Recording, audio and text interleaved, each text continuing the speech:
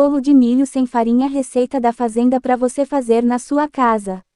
O bolo de milho sem farinha com milho de latinha é uma ótima opção para servir num café da manhã ou num lanche da tarde. Siga o passo a passo da receita de bolo de milho sem farinha com milho de latinha e só faz. Você vai gostar tanto que vai querer fazer toda semana.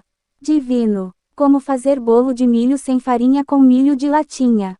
Para fazer bolo de milho sem farinha com milho de latinha vamos precisar de milho em conserva, açúcar, leite, fubá, óleo, ovos e fermento em pó. Iremos bater no liquidificador todos os ingredientes da massa do bolo de milho sem farinha com milho de latinha, despejar numa forma redonda untada e polvilhada com fubá e assar por 40 minutos em forno pré-aquecido.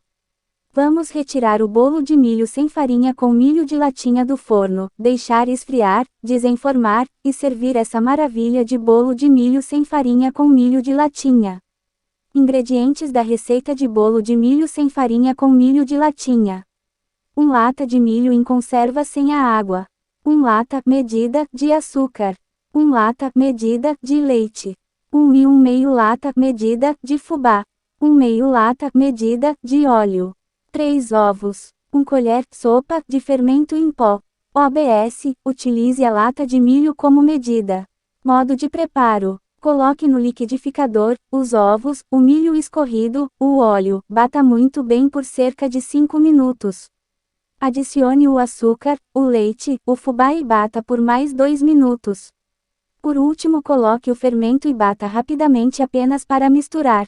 A massa fica líquida, é esse mesmo o ponto. Despeje numa forma redonda, 20 cm de diâmetro, untada e polvilhada com fubá. Leve para assar em forno pré-aquecido por cerca de 40 minutos. Retire do forno, deixe esfriar e desenforme. Sirva em seguida esse delicioso bolo de milho sem farinha com milho de farinha.